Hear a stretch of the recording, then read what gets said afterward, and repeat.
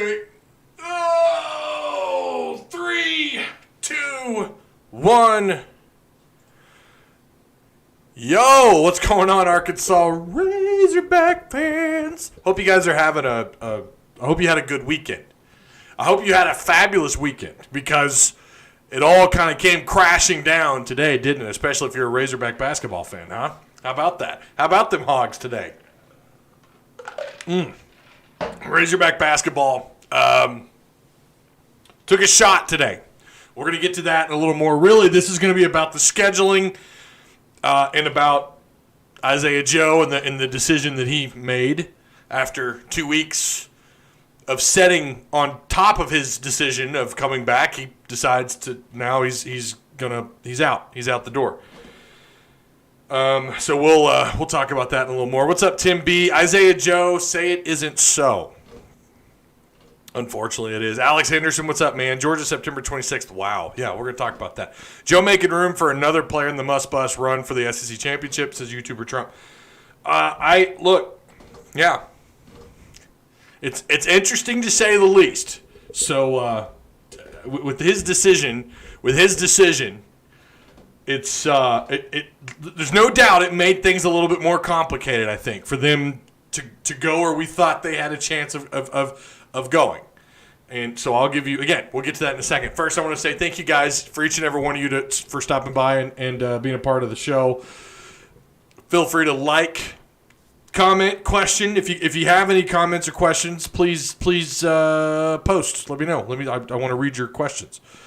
I'm hoping, so at 6 p.m. Central, we're supposed to get Arkansas's number 2, their week 2 opponent for football, right? I think I didn't know that. I thought they were going to wait till like tomorrow or something and do something crazy. I didn't realize they're going to actually release opponent number 2 today. I think it's 6. And correct me if I'm wrong on that. So I'm going to try and stick around for that. We have my oldest daughter has softball practice at 7 p.m. I may have to talk my wife into taking Ellie, taking our daughter to softball practice. I don't know. We'll have to. I don't know what we're gonna do just yet. I hate missing my girls' softball practice though. We've been working on her swing, getting that stance just right, and working on the proper throwing procedure. Like I'm trying to get her to just get that left foot forward and let that ball go. It's kind of like baby steps, right? Like this is the first time she's ever played baseball, and I live like my life growing up was baseball, like that. The Hudson family, there's not a single Hudson family member that doesn't love baseball. Well, okay, maybe my Uncle Danny, okay, the Vietnam vet. I think he's got a reason to, there's a chunk of his life where he wasn't in the States, didn't really care much about baseball. That's understandable.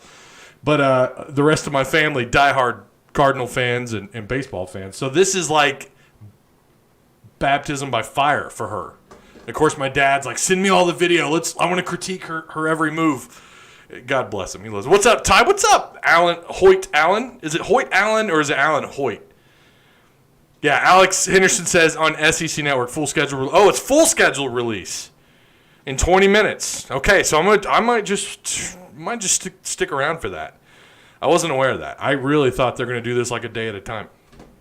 Okay, yeah, like, comment. If you have any questions, please feel free to ask away. I'll try and. It is Hoyt Allen. Okay. All right. That's cool. Yeah,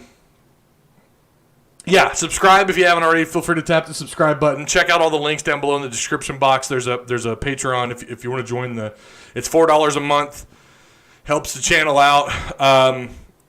If you want to be a part of that, the Pig Trail Patreon, you can do so. There's a link down below in the description box, or if you don't want to do the monthly thing and you want to throw a one-time donation, there's also a PayPal link provided down below. Okay. Let's start off with Isaiah Joe. And we'll get to the scheduling thing here in a minute. Look, this is a raw reaction here, okay? I might even change my mind a week from now. I've had my mind change on several things throughout the time of me being a Razorback content creator on YouTube. It happens. Your mind changes on things. Isaiah Joe leaving, I think, Look, again, I don't know. We got to have a season first, right? Like, we have to have a typical off season. Okay, I'm making the decision, what I'm about to say, based on how college basketball has proceeded in years past. That's not going to be the case this year because of COVID-19. And the same thing with football. I'm going to also give you my thoughts on this Georgia game as well. I want to talk about that. Some of you might agree. A lot of you might disagree with what I think about this Georgia game. But based on what we perceive to be a normal offseason for Razorback basketball, I think the lack of Isaiah Joe, don't get me wrong, I know they've still got some more guards, and they got guys that have a different set of skills than what Isaiah Joe offers. Nobody creates the space and pace type of play that Isaiah Joe does on this roster. Nobody. Because nobody can stretch the court like he can. Nobody can no one has his distance. There are some guys that might be sort of close, but those guys, none of them have caught fire like Isaiah Joe has in his first 2 years. Now, we have to look. I know that there's going to be people. Something's scratching on my window in here. That's weird. There's going to be people say, well, what about Sills or what about so-and-so? What about – no one, in my opinion, has the skill set that Isaiah Joe has, and he's not – it's almost like playing the game of chess without your king on the table, on the board. That's just my opinion. I think you've now taken him off the board, and I don't like their odds of going far in the tournament, mostly because of how young these guys are. And that's not to say that they won't make the tournament. They might even get maybe round 2. Hell, just going to the second round would be amazing, would be great. And I think they're still full of talent. There's still a lot of talent on this roster. The problem is you've now taken this huge piece, maybe not the king, hell, I don't know. Maybe he's the equivalent of the queen on the chest. For all we know, one of these freshmen are going to come in and light the world on fire. A lot of people are leaning towards Moody to be a difference maker. Not just a playmaker, but a difference maker. Even your highest rated freshmen that have come in, look back to Daniel Gafford, Bobby Portis. You look at their year one, they were playmakers, but they weren't game changers.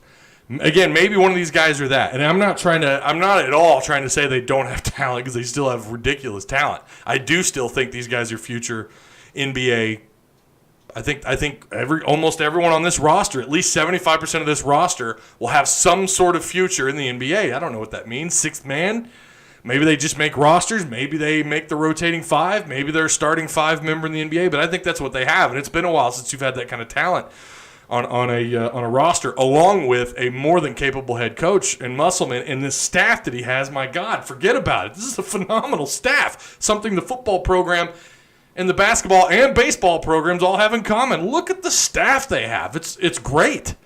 I think you can argue football, baseball, and basketball all around this top 3, top 5 overall staffs when you combine them compared to the rest of the SEC. That's incredible.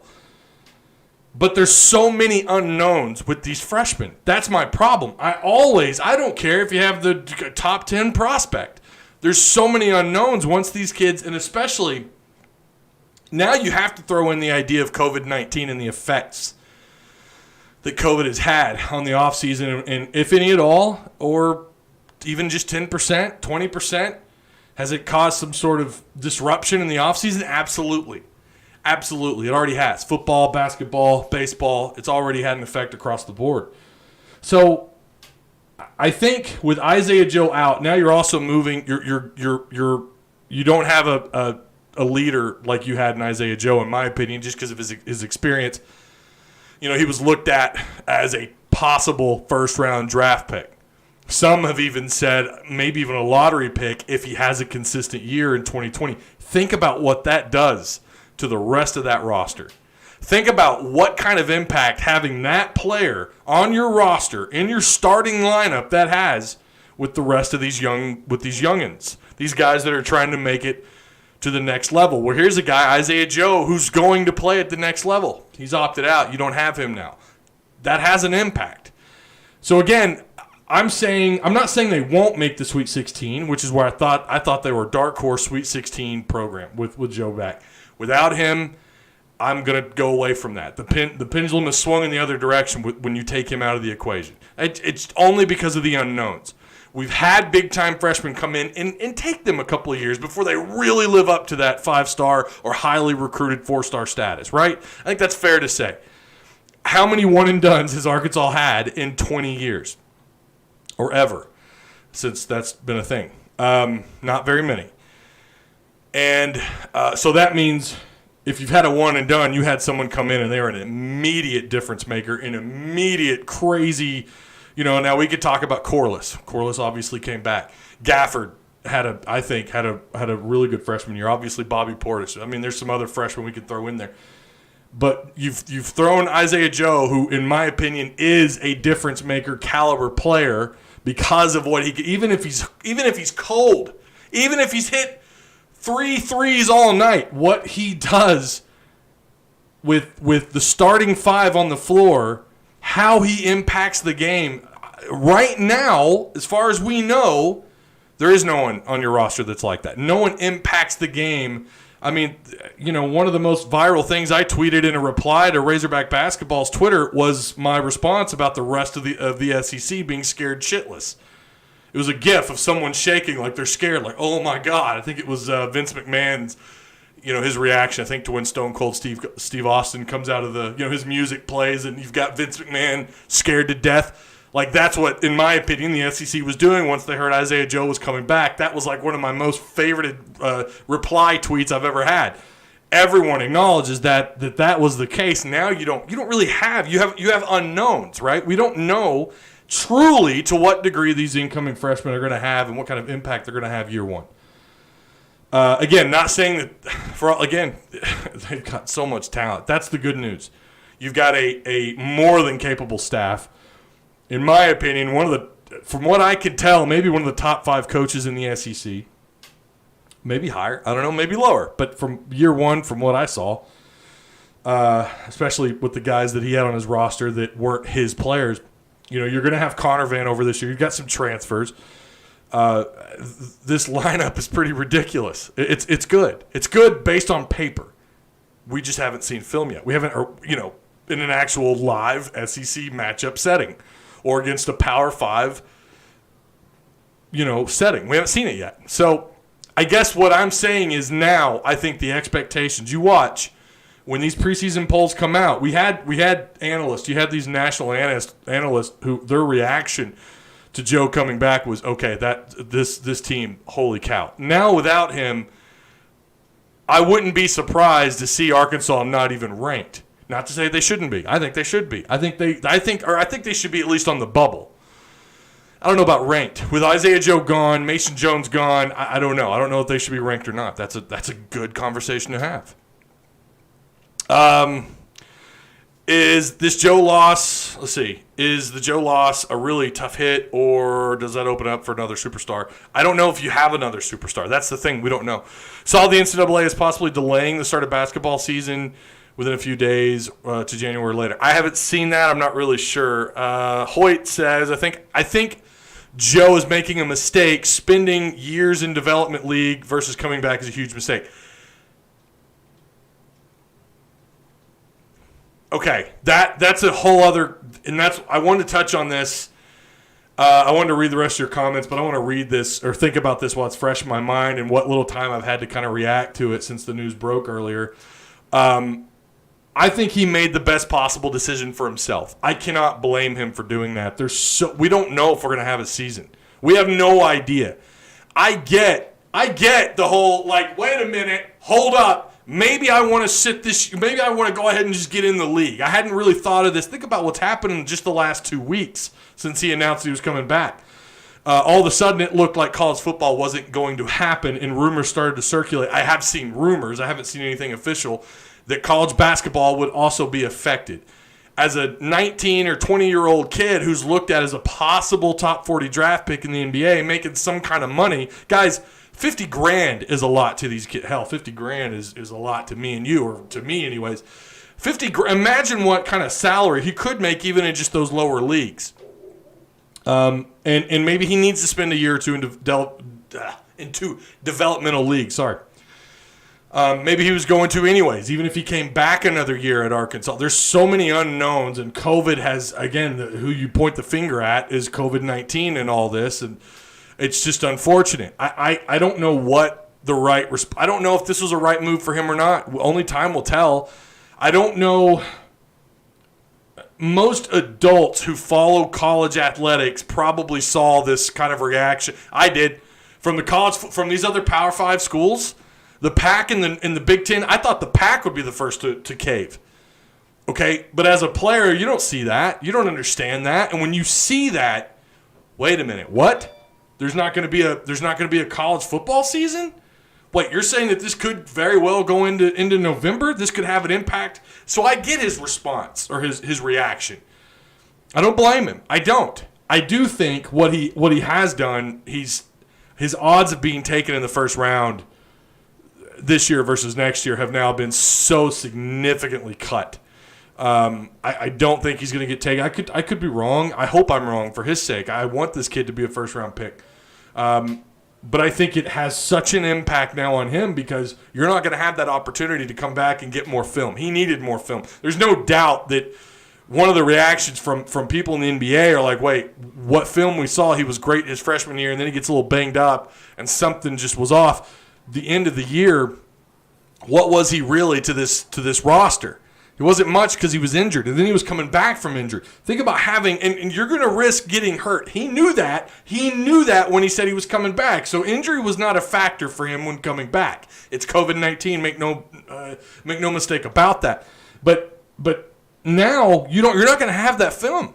I think the chances of him being taken in the first are far, far, far lower than if he had come back. Again, there may not be a season. So then what? What happens then? So I don't blame him for coming back. But I think what he saw was how much of an impact COVID has had on college football and all these rumors flying around that it could have an impact on college basketball. I hadn't seen anything official, but that college basketball could get pushed back. And he was like, you know what? I'm not risking that. I want to come back. I think, let's see. Mark Douglas.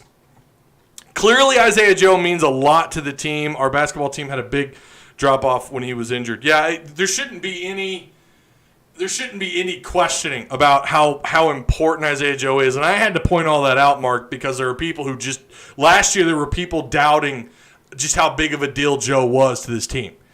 I can remember in our Discord, people were like, "Oh, okay, who cares? Mason Jones is a baller. Look what he's doing without Isaiah Joe." So there are people out there, Mark, who don't think that he's either overrated or didn't have. Maybe it was more Musselman and Mason Jones than it was Isaiah Joe. Not understanding what kind of impact Isaiah Joe actually has just by being on the court, not even being on fire, but just him being on the court. He is a huge piece on the board. Again, if this were chess, he's the king or queen. I think he's the king personally. He's the best perimeter shooter in the SEC, maybe even in all of college basketball. And that's why this talk of him being a possible top 25 draft pick started to come out more on social media, not just from fans, but from the analytical people, the people who follow college basketball, that cover it and that do it for a job. Were saying, okay, wait a minute. Wow, Joe is a big piece on the board. So when you look at his stats, you see his numbers. He's down on, we look too often at what he was doing as far as his shooting.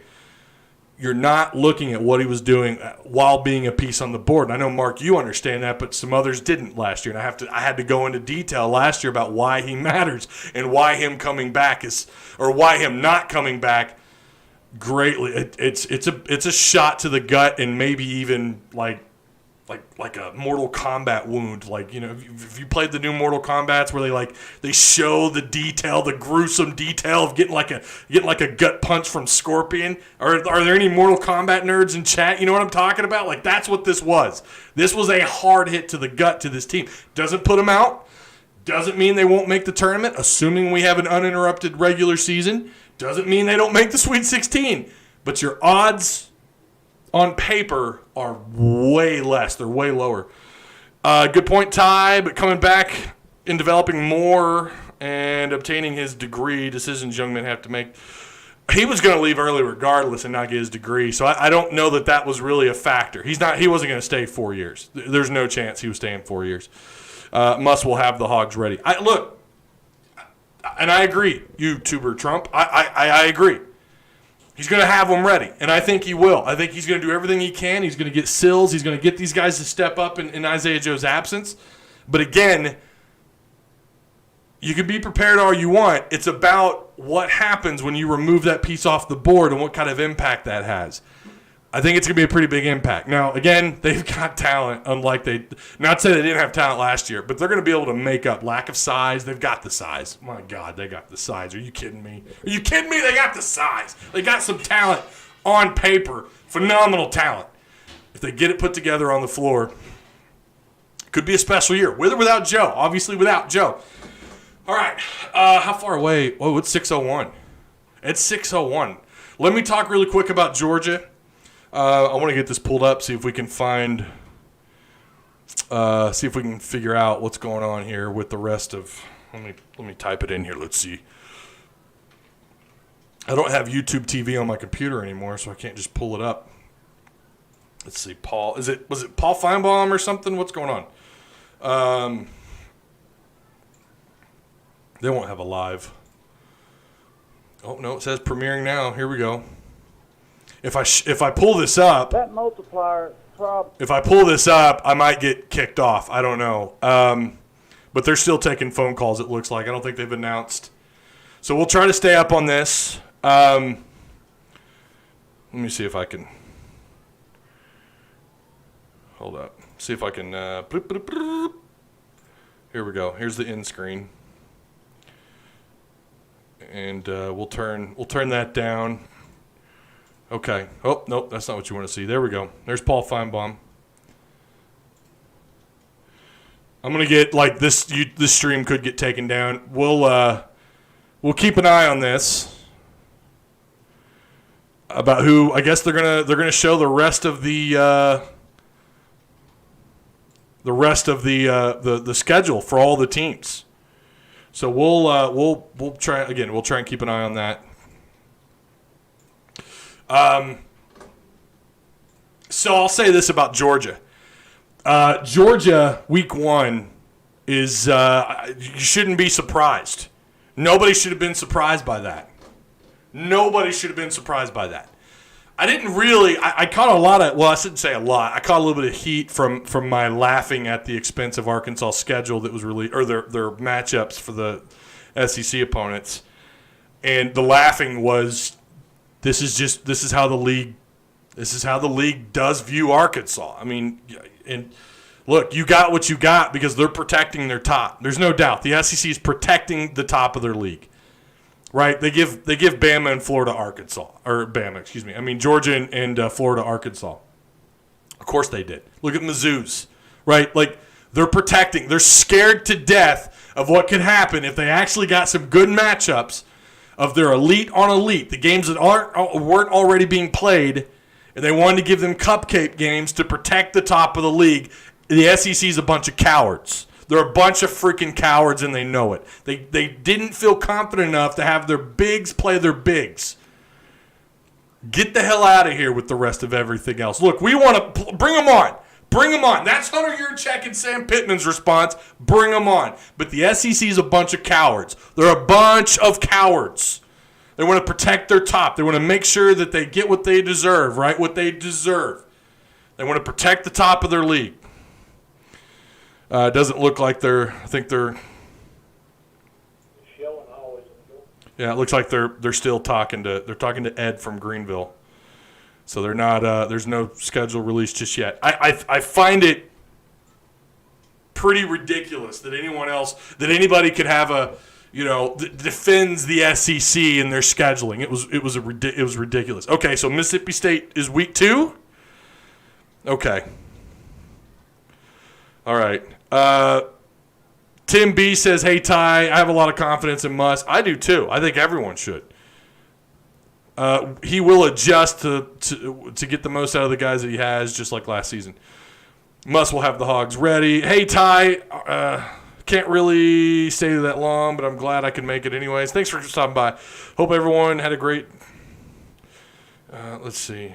Make sure to subscribe to one of the best Arkansas podcasters and join his Discord. Oh, I appreciate that. Week 3 Auburn. Okay, why isn't Paul Feinbaum talking about this? I know enough about her. I thought she was a Harvard Law graduate. I didn't think she went to Mississippi State. But she graduated Mississippi State first before she went there. Oh, this is a premiere. Sure about that? Okay. But anyway, what I was saying is, because she slams that foot down when the president walks out, just like Trump will, she'll tell him like it is. Because she does out the White House. This isn't live. Is this not live? Calls her Donald Trump's bulldog with ears. Hail State. Thank you, Paul. Yeah, well, everything the guy just said was These inaccurate, damn callers. because she's not from. All right. I don't know what's going on. I don't know why. I thought maybe that says premiere. It doesn't say live. So I don't know. You guys are on it a lot better than I am. Auburn week 3. So Mississippi State week 2. Okay. Auburn week 3. Let's see. Arkansas Wolf says he had an impact, but we have a lot more size to compensate now. And you're not wrong about that, Wolf. You're not wrong. You guys aren't wrong in what you're saying. But, again, imagine where you could have gone with that size underneath and with Joe out in the perimeter. Ole Miss at week 4. Where are you guys seeing this at? Let me let's pull up DOS Twitter.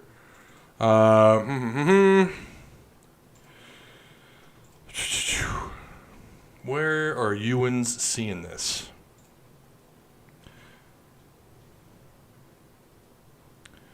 Let's see. I'm not seeing it. I'm on Twitter. Okay, so the Hogs play at Mississippi State week 2.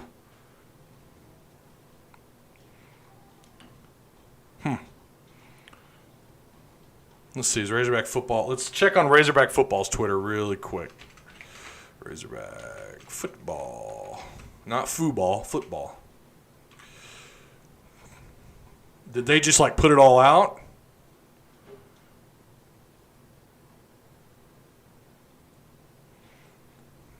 Guys, I'm not seeing it. Let's go to ArkansasRazorbacks.com.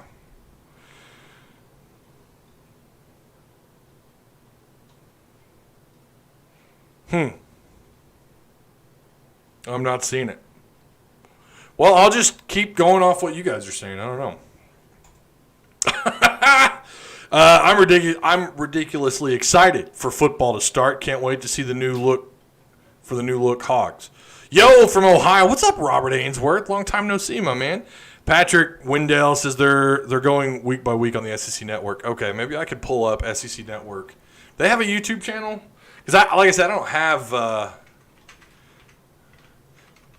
don't have YouTube TV on my computer anymore. No, not seeing it. Again, I'm just gonna go off what you guys tell me. So I'll tell you this much: the week one matchups are interesting. I wanted to talk about that really quick, and we're gonna go across the board here. Let me pull up. I wanted to pull up all of them. Go to Hog Talk. We posted it earlier today. By the way, you guys check out the latest episode of the Hog Talk podcast down below. Kyle and Porter reminisce on all-time Arkansas high school football dynasties. We had Fox Sports' Aaron Torres on. How about that? Those guys on Monday are killing it. But you can check out the latest episode. There's a description or a link down in the description box. We also had a poll, but we were wrong. We put LSU, Florida, and Bama as our second opponent. Ended up being not any of them, as it turns out. Oh, yeah, the Isaiah Joe thing. Let me read what he said here really quick. This is what Isaiah Joe said on Twitter, for those of you who didn't know.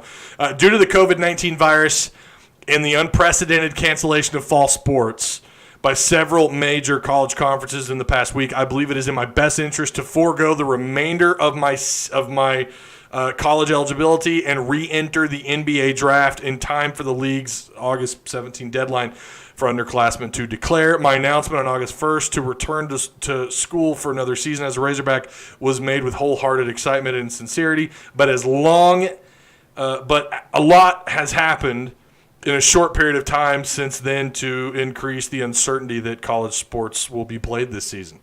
There you have it. There it is. That's what Isaiah Joe said. That's what he took to Twitter. You can't blame him. You can't blame him. Good for him. Hey, man, go make your bank. Okay, September 26th is when the season's supposed to start, assuming we don't get interrupted, right?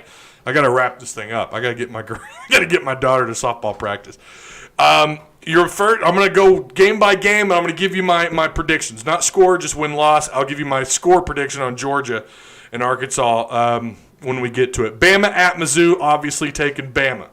All right, and again, September 26th, Florida at Ole Miss. Are you kidding me? Florida by like 30. Georgia at Arkansas.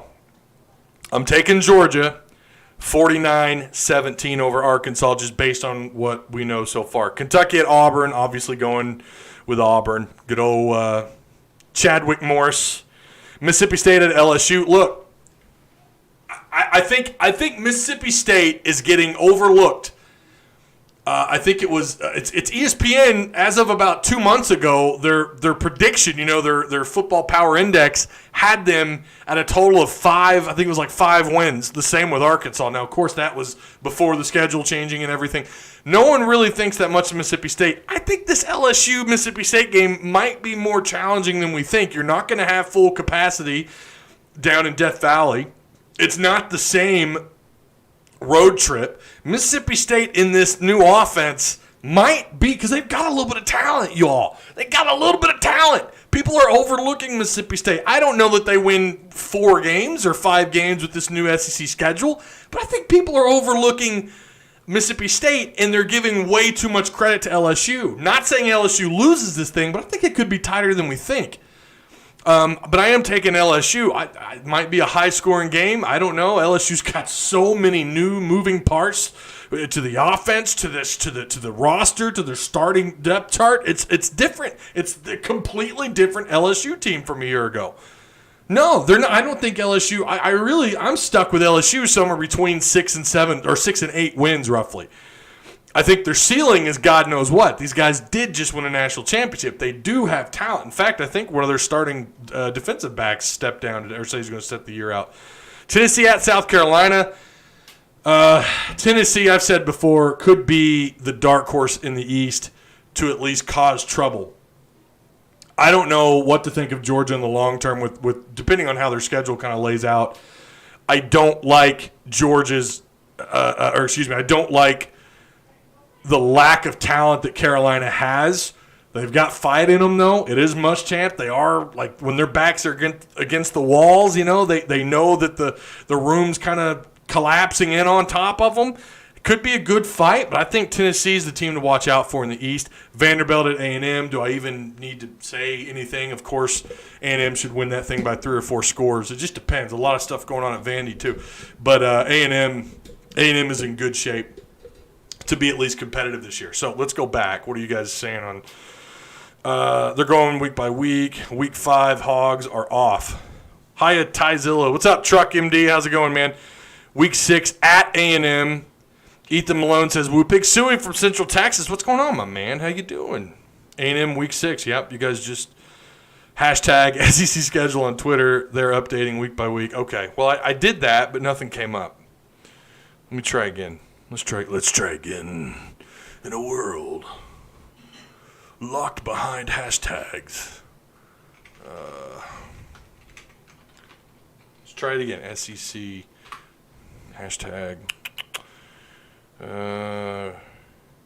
Okay. Yeah.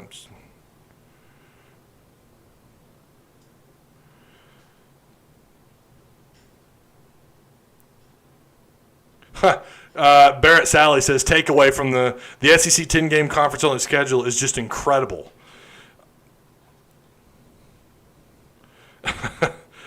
Let's see. First half of Georgia's new schedule. They've got at Arkansas, Auburn, Tennessee. Auburn, Tennessee are both at home. At Bama, at Kentucky. Okay. Well, I'm still not seeing a full. I just want a full schedule.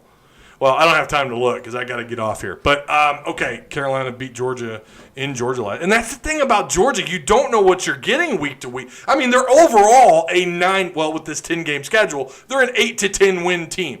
Typically, under Kirby Smart, they're a 10-11 win caliber ball club. But who knows? Who knows how this year's going to unfold with how crazy this offseason's been? How big of an impact is that going to have on these teams? Compared to the other teams in the SEC, who was the most negatively impacted by this? My opinion would be Mizzou and Arkansas. Any school with a new offense, Mississippi State, Ole Miss, and what have you. Those are schools that are going to be the most impacted by this. Which is why I also think, no matter how the schedule lays out, Arkansas is a 0-2 win, maybe 0-3 win caliber team this year. I could be wrong. I can't wait to do an official breakdown. Eventually, Pig Trail Network. Do you think that the SEC didn't put the teams of the East and the West against each other now because they wanted better ratings for SEC? I think they put the schedule together the way they did, or the new matchups, right? The two new matchups that everybody got to protect the top of the league. If that isn't more obvious now, I don't know how much more obvious they can make it. They are protecting the top of of this conference. That's what they're doing. That's why you got and that's a good question, Truck. I appreciate it. That's why you got these. That's why Arkansas wound up with Georgia and Florida. They're protecting the top of their league. There's no ifs, ands, or buts about that. It is what it is. Okay, did we get to everything? Let me. There was something there. It is. There's the week one. Here's something from the NCAA. I don't know if you guys saw this or not. 2021 high school grads, no ACT/SAT scores. Guys, that's huge. That's huge. This will no longer be required for Division I or Division II initial eligibility. Over the coming year, NCAA members will conduct a broad review of the continued use of the ACT/SAT scores and NCAA initial eligibility standards. Fascinating. That is, I was a little surprised by that. Let's see what else we got here. What else do we have? Oh, my Lord. We don't want that. Here's Barron Trump. Breaking news, Barron Trump, 6'6", 6'5", at 14 years of age. Musselman has reached out to him already. Before he even got in the transfer portal, before he even declared where he was going to play college basketball. This kid is 14, and he's like 6'5", 6'6". Look, this isn't a pro or anti-Trump thing. Trump is like 6'2", 6'3", okay? I'm 6'2". I'm a short 6'3", a tall 6'2". Depends on, how early in the morning I get up. And I know when I see someone who's that tall, like my first thought was he's all legs. Look how tall this kid is. He better be playing basketball, man. Could you imagine him lining up at the 4 or the 5 on his age group? Are you serious? 14 years old and this kid could dunk. I mean, are you kidding me? 14 and he's already taller than like everyone at that age. If he ends up being like, I swear, first off, if he plays basketball and he doesn't get an offer, and I can understand too, some schools not offering because they're like, oh, we don't want that smoke. We get Trump in here. We get little Trump. We get him in here. Barron Trump. We're going to be politicized and called the devil for recruiting this kid. That's what would probably happen. You're going to catch a lot of heat for bringing him on. Not that you would have to give him a scholarship. My God, he'll pay his way. But Musselman has reached out. Breaking news to Barron Trump. I mean, he's taller than most of your roster from a year ago at Arkansas. Are you kidding? Oh, my goodness. All right. I thought I'd throw that in there. I thought you guys might like that. All right, thank you so much for being a part of this. I appreciate each and every one of you guys.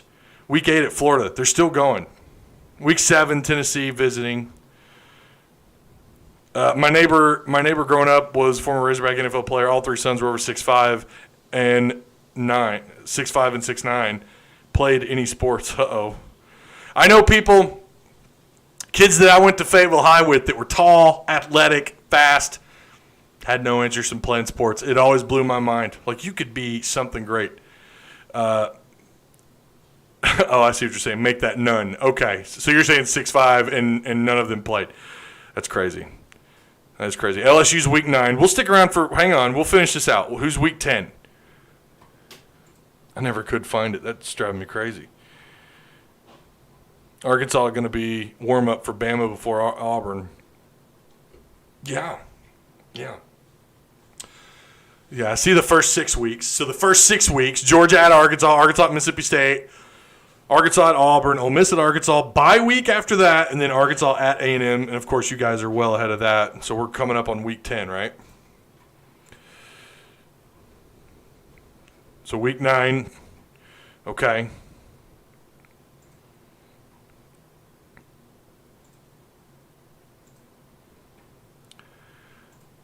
I gotta hurry. I'm like, as soon as I get off here, I'm gonna have to take my kid and just fly out the door. It only takes like 15 minutes to get to the park. So week 9's LSU.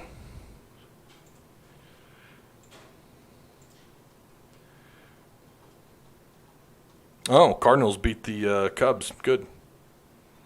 Good. Didn't get a chance to catch any of that. We're still waiting on this week 10 opponent.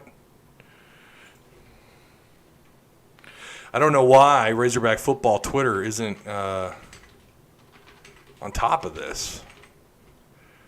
Guys, it's your job. Who is managing your social media over there?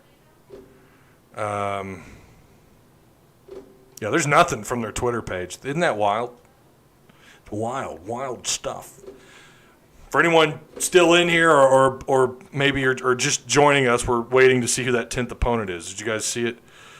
Oh, yeah, week 10 has to be Mizzou, right? Because they haven't – yeah, it's Mizzou. Okay, I was going to say they haven't announced Mizzou yet. All right, there you go.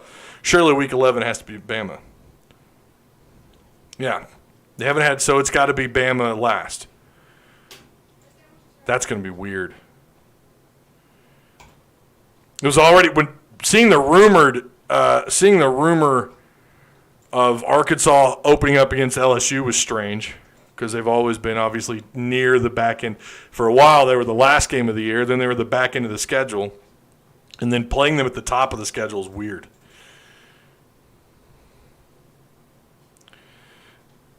And of course, the biggest rivalry in college football, Arkansas versus Missouri.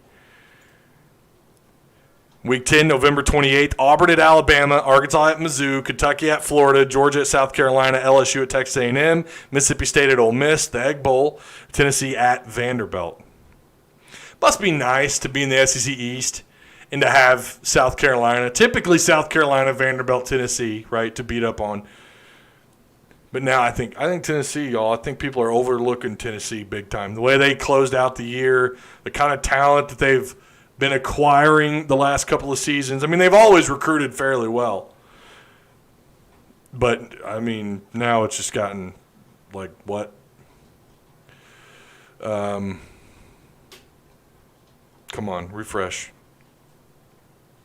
Ending with Bama. All right, there you go. There it is. There's your new schedule. Georgia, September 26th, at Mississippi State on October 3rd, at Auburn on the 10th, Ole Miss on the 17th of October, at A&M on October 31st. Obviously, that's, yeah. Tennessee, November 7th. Florida, November 14th. LSU on the 21st. Mizzou on the 28th of November. And then Bama, weird, in December. Playing college football in the month of December. What's that like, Arkansas? What's that like?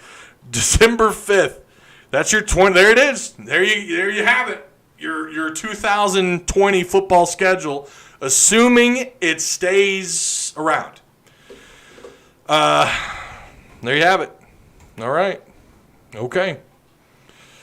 Arkansas has been in a football conference since 1915. This year will be the first time the Razorbacks have ever opened the season with a conference game in Fayetteville. Is that right? That's crazy. I think you're right. I think that's correct. All right. Okay, now we're done. Thank you guys so much. Remember, all the links provided for you down below in the description box. There's the Hog Talk podcast. That link for the latest podcast is there. Guys, it's a good one. Putting out the content for you guys. We really are. We're doing the best that we can. We're going to have a lot to talk about on the Thursday show, or on the Friday show. We'll record that on Thursday. But yeah, if you want to check out that link, the Patreon supporter link is also down there in the description box. If you want to become a Patreon supporter of the Pig Trail, of the Pig Trail, you can click that link. And of course, if you don't want to be a part of a monthly subscription, I get it. There's a one-time donation link, a PayPal link down below as well. Thank you guys so much for being here, commenting. It was a good one. It was good stuff. I appreciate each and every one of you guys. See you, Truck. It was good seeing you, man. Alex Anderson, YouTuber Trump. Thank you guys so much again.